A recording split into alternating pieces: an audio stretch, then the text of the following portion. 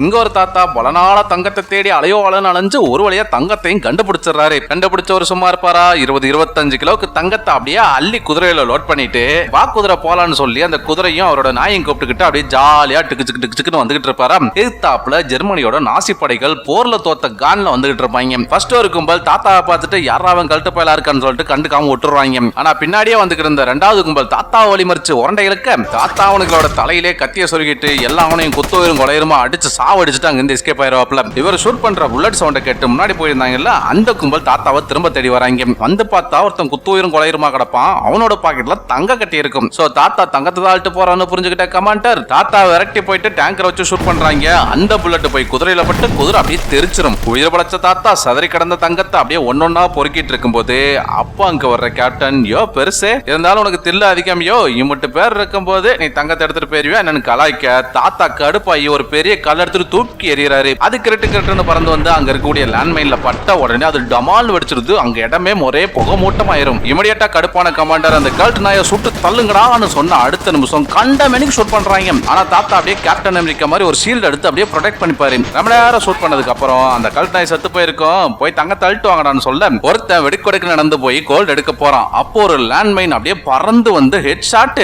தலையில அடிச்ச அடுத்த நிமிஷம் பீஸா தெரிச்சிருவான். அதை பார்த்த கமாண்டர் அடுத்த 2 பேர் அனுப்புறான். அவனுக்கு 2 பேருமே அங்க இருந்து கண்ணி வெடியில காலை வச்சு பட்டாசு வெடிக்கிற மாதிரி வெடிச்சு சதறிடுவாங்க. இதை பார்த்த கமாண்டர் இங்க கண்ணி வெடியா பதிச்சு வச்சிருக்கானா அந்த கல்ட்டு பையன் ஃபர்ஸ்ட் அந்த பொட்டச்சிங்க 2 பேத்தையும் கூட்டு வாங்கன்னு சொல்லி இவங்க கடத்திட்டு போற 2 புள்ளைய கூட்டு வந்து டேங்க் முன்னாடி கட்டி வச்சு முன்னாடி நடக்க சொல்றாங்க. இந்த பக்கம் அங்க இருந்து தப்பிச்ச தாத்தா இருக்காரு இல்லையா அவர் ஒரு இடத்துல வந்து உட்காந்து அவர் தொடையில பட்ட புல்லட்டை ரிமூவ் பண்ணிட்டு இருக்கும்போது பின்னாடியே வந்து நாசி படையும் அந்த இடத்துக்கு வந்துடுறாங்க. அவங்கள பார்த்த தாத்தா அப்படியே தப்பிச்சு ஓடுறாரு. ஆனா அவரோட காலிலே ஷூட் பண்ணிடுவாங்க. அப்ப கமாண்டர் எனக்கு அந்த கல்ட்டு நாய் உயிரோட வேணும் அவனை சுட்டுக்கிட்டு போடாதீங்கன்னு சொல்ல உடனே நாய் அவுத்து விடுறாங்க. நாயும் தாத்தா கிட்ட போகும்போது தாத்தா அவரோட உடம்ப அவரே கொளுத்திக்கிட்டு பக்கத்துல இருந்து ஆத்துக்குள்ள குதிச்சிருவாரு. பின்னாடியே ஓடி வந்த நாசிப்படைகள் கண்ட மணிக்கு ஆத்துக்குள்ள ஷூட் பண்றாங்க. 2 பேர் ஆத்துக்குள்ள குதிச்சு தாத்தாவை பிடிக்க ட்ரை பண்றாங்க. ஆனா அவங்கள போட்டு தள்ளிட்டு தாத்தா அக்கறைக்கு போயிருவாப்புல. இதை பார்த்த கமாண்டர் கோல்டு போச்சேன்னு சொல்லிட்டு ரொம்பவே ஃபீல் பண்ணிட்டு இருக்கும்போது தாத்தாவோட செல்ல நாய் அங்க வருது. ஆஹா கிடைச்சிருச்சுல என் செல்ல குட்டி இதை வச்சு கிரவணம் பிடிக்கிறான்னு சொல்லிட்டு நாயை தூக்கிட்டு அக்கறைக்கு போறாங்க. இந்த பக்கம் தாத்தாவும் தப்பிச்சு ஒரு கிராமத்துக்கு போறாப்புல. அந்த கிராமமே நாசிப்படைகள்னால தீ வைக்கப்பட்டு அப்படியே தகதகன்னு எரிஞ்சுக்கிட்டு இருக்கும். அதை பார்த்துட்டு தாத்தா ரொம்பவே ஃபீல் பண்ணிக்கிட்டு இருக்கும்போது